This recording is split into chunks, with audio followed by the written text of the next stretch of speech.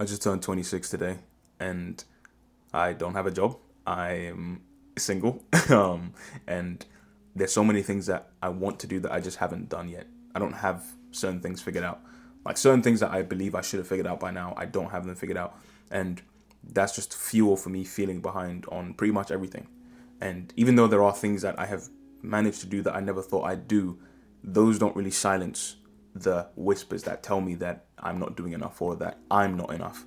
Now you might be wondering what those things are. So currently I have about 41,000 and growing followers on Instagram. I have a YouTube channel that has 1,500 subscribers, and that's going to be growing because I plan to grow it.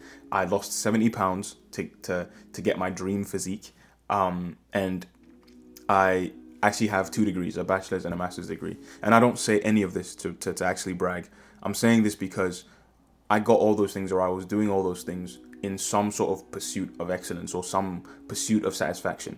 For Instagram and YouTube, or me doing this, the goal isn't necessarily to just gain followers and gain fame. The goal is to help people. But I think when you start doing anything that is measured, has objective metrics for success, to some degree, you start to get attached to those metrics.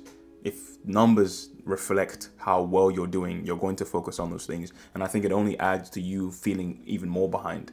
You feel behind, so you do XYZ.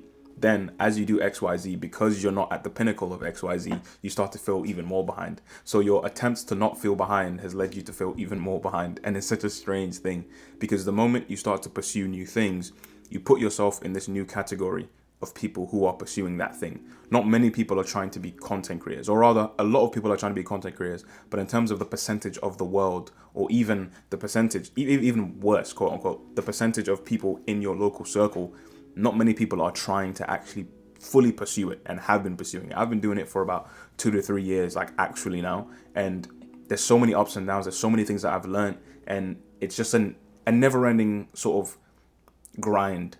Not in a bad way, but you always have to be trying to improve. You have to keep up with this, or not that you have to, but I think if there's any sort of intentionality that you have, there is a desire to focus on so many different things at once to make sure that you have a good strategy to pursue the things that you're trying to pursue. And if you can't relate, I think it translates to every part of life, whether it's academics, whether it's starting your business, whether it's simply just life, just any stage of life. The moment you try to do anything that has something that measures success, you will start to look at that thing as a determinant of some part of your wealth, or your health. Sorry. What? None of those things. Neither of those things. Some part of your worth. And for me, like I said, beyond just feeling behind when it comes to academics or when it comes to people's following, I started to just feel behind as a person in general. I felt like some things that I'm like, why am I still struggling with some things when I shouldn't be? And I don't know, it just made me, I felt very strange on some days because I'm a part of this group, but I'm not fully a part of this group. For instance, when I came to uni in 2018 in the United States, evidently, you can tell I'm not from here. I was born in the UK. I was born in London. I was raised in Ghana, specifically Kumasi, and then I moved to Accra in 2016, and then we moved. I wrote my SATs in 2018, and then I moved here. And at every step of the way, I sort of was a part of a weird cohort. Even within the school I was in Ghana, in Kumasi, I switched systems. So Ghana has an educational system, right? And then, IGs, IGCSEs, A levels, that school that I was in was able to introduce that system. So there were 2 schools within one school. So I had to move to that school within that school. And it was such a strange thing because I had all my friends were in the Ghanaian school because we all just grew up like that. But I think the moment I switched to the different system, which was literally the same school, like literally on the same compound, it's almost like I lost all those friends. I don't know what happened. My mind wasn't working any differently, but I think there was this weird inferiority complex that people who weren't in the international system had. And again, I think looking back at it now, I understand it, but back then I was like, why? What? I don't understand. We're literally in the same school. Like, what's the point? What's the difference here? And I think now looking back at it, it was just simply people's view of themselves, which is kind of ironic, or which is a coincidence about what I'm talking about. People's view of themselves determined how they saw other people. So me feeling behind, my view of myself made me see other people as, oh, now this person is up here and I'm down here. And that could determine how you see those people. And you kind of draw yourself away from them for some reason. And essentially, yeah, again, when you experience all these things back to back, like one after the other, it makes you sort of think like, oh, why can't I just be doing well in this department for some reason? And it's funny because I ignore all my accomplishments. I ignore all the things that I've been able to do, like losing 70 pounds to get my dream physique, getting the 2 degrees, and having the support of my family, having good friends, making genuine connections. I'm even building apps. I never thought a day in my life I'd be building apps, but yeah, I don't want to talk too much, but it's just this feeling of just feeling behind.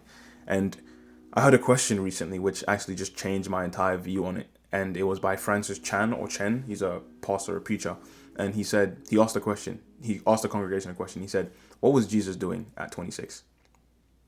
Nobody knew, obviously. What was Jesus doing at 28? Nobody knew. And I think it's because we don't know. Or at least the Bible doesn't tell us explicitly this is what he was doing. Now, from age 30 to 33, we know that's when his ministry started. I don't know when he performed the miracle at the wedding, but we know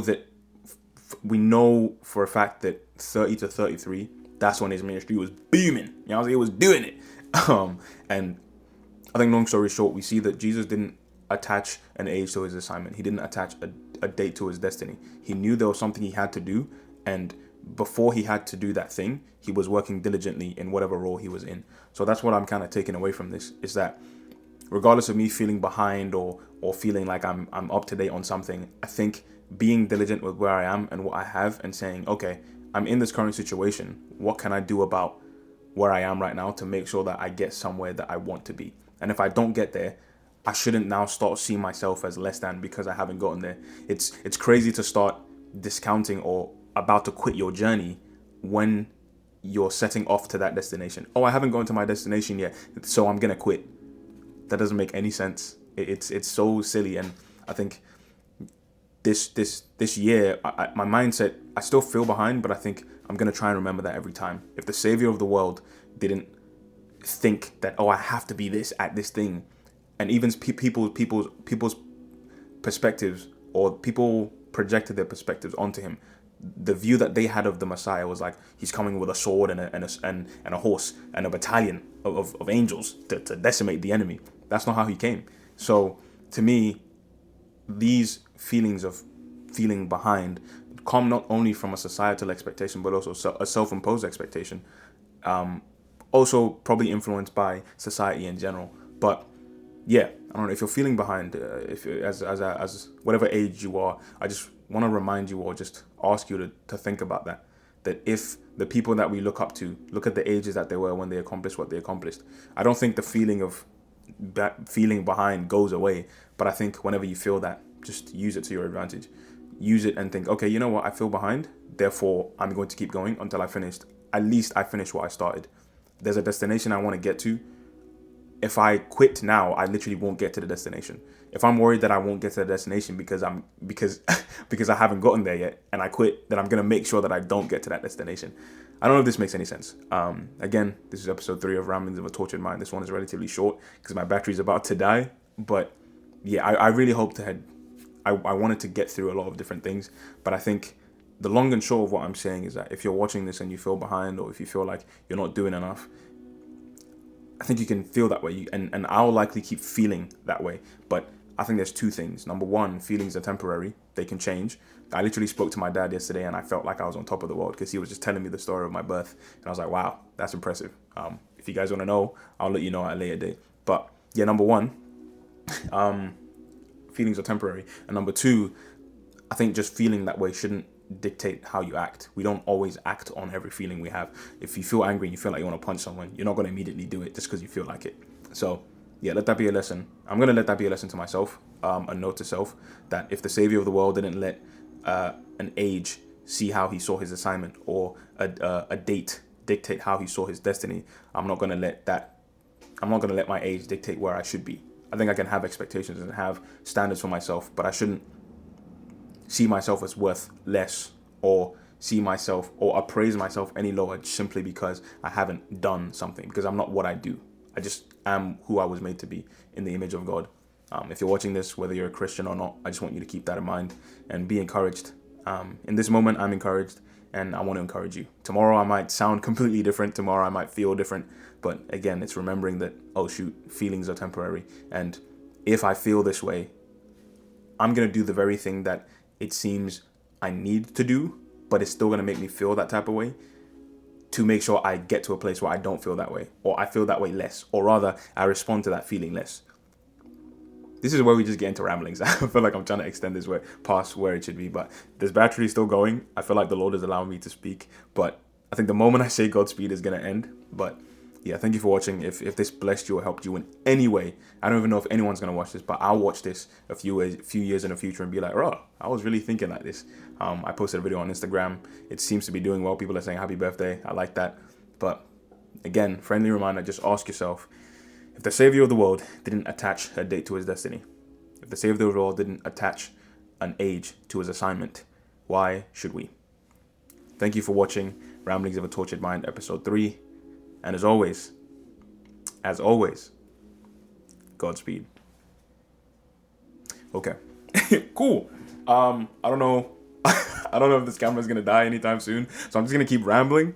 No, but seriously, guys, like, it's like, it feels so weird. Like, I'm 26, and there are things that I've done that other people have never done and will never do. Well, I can't say will never do, but they just haven't done. And people like admire, like, bro, you're disciplined, you're great. Like, how'd you keep going when nothing looks good? I'm like, dang, bro, dang. Oh, another thing, my visa is also about to expire. On May 11th, my work authorization is going to expire. And right now, I don't know what I'm going to do. I'm trying to find a job or explore different visa options. And the options I was looking at, they're not looking good. It's like, you have all of that and it's overwhelming, and it's crazy to not feel behind when the things that you feel even alone in are not at the place that you think they should be. Do you know what I mean? Like, I'm the only one who's in the situation I'm in that I know of, and I'm trying to navigate it. And even within that aloneness, where there's no competition other than me and myself, I feel behind. Like, imagine if there's a path that you're the first person to ever walk that path or ever run that race, and you're running it, and then you get to a point and you feel behind, but there's no standard. You're the one who's setting the standard. And I think that's another thing that gives me hope and encouragement, is that me going through this thing that I have no idea what to do in, once I do it, it shows that other people can do it, and I can help other people do it as well. It's almost like the fastest mile. As soon as someone runs the fastest mile on earth, other people start running that mile. I think at one point the fastest mile was, I think, 5 minutes or 4 minutes. And then now I think it's 3:23, something like that, or 4:23. I don't know what it is. But the moment one person runs it, everyone's like, oh, shoot, that's humanly possible. Let me tap into that. I feel like my desire to be articulate and not say is completely gone.